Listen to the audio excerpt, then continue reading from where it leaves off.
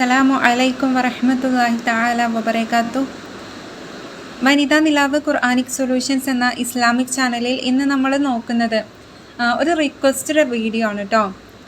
ഞാൻ ഒരുപാട് ആളുകളോട് എപ്പോഴും പറയുന്ന കാര്യമാണ്, നമ്മൾ ഏതൊരു അമല് ചെയ്യുകയാണെങ്കിലും അതിൻ്റെ ആ ഒരു പരിശുദ്ധിയിൽ ചെയ്യണം എന്നുള്ളത്.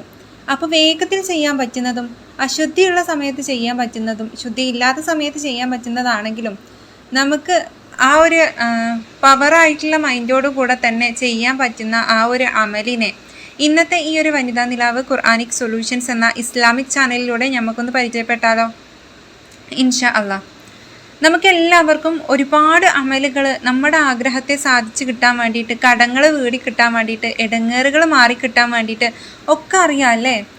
നമ്മുടെ ഏതൊരാഗ്രഹം മനസ്സിൽ നീയത്ത് വെച്ചിട്ട് ഇത്തരത്തിൽ നമ്മൾ ചെയ്തു തുടങ്ങുമ്പോഴും ഒരിക്കലും നിങ്ങൾ ചെയ്തിരിക്കേണ്ട ഒരു കാര്യം, അല്ലെങ്കിൽ മനസ്സിൽ ഒരിക്കൽ പോലും ചിന്തിക്കാൻ പറ്റാത്തൊരു കാര്യം എന്താണെന്ന് വെച്ചിട്ടുണ്ടെങ്കിൽ, എൻ്റെ റബ്ബ് ഞാൻ ഈ പറയുന്നത് കേൾക്കൂലേ ആവോ, ആ ഒരു തരത്തിലുള്ള ആ ഒരു മൈൻഡ് നമ്മുടെ മനസ്സിലേക്ക് വരാതിരിക്കുക, ചിന്തിക്കാതിരിക്കുക അങ്ങനെ ഒരു കാര്യം ഒരിക്കൽ പോലും. പിന്നെ നമ്മൾ ഫുൾ പോസിറ്റീവായിട്ട് എൻ്റെ കാര്യം റബ്ബ് കേൾക്കും, എൻ്റെ എന്ത് കാര്യം ഉണ്ടെങ്കിലും തടസ്സങ്ങൾ, പ്രശ്നങ്ങൾ, ബുദ്ധിമുട്ടുകൾ ഇതൊക്കെ റബ്ബ് സുബ്ഹാനഹു തആല എനിക്ക് ശരിയാക്കി തരും എന്നുള്ള ആ ഒരു ഉറച്ച മൈൻഡോട് കൂടെ നമ്മൾ ഈ ഒരു അമല് ചെയ്യാം.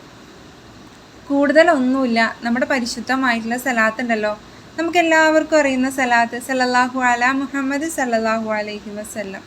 ഇത് നമ്മൾ ഡെയിലി നമ്മളൊരു 1000 തവണ ചൊല്ലുക. ഇത്രയേ ഉള്ളൂ കാര്യം. വളരെ സിമ്പിളാണ്. നമുക്ക് ഏത് സമയത്തും ഏത് പണിയുടെ ഇടയിലും എത്തരത്തിൽ നമുക്കിത് ചൊല്ലാവുന്നതാണ്. അപ്പോൾ ഇൻഷാ അള്ളാ ഈ ഒരു കാര്യം മാത്രം നിങ്ങൾ ഓർമ്മിച്ചുകൊണ്ട് ഇന്നത്തെ വീഡിയോ ഞാനിവിടെ അവസാനിപ്പിക്കുകയാണ്. നിങ്ങൾ ആത്മാർത്ഥതയോടെ കൂടെ ചെയ്യുക. നിങ്ങളുടെ കാര്യങ്ങളെ റബ്ബിലെ അടുത്ത് നിന്ന് നേടിയെടുക്കാൻ വേണ്ടിയിട്ട് ശ്രമിക്കുക. ഇസ്തിഗ്ഫാറിനെ നമ്മൾ പരമാവധി കൂട്ടുപിടിക്കുക.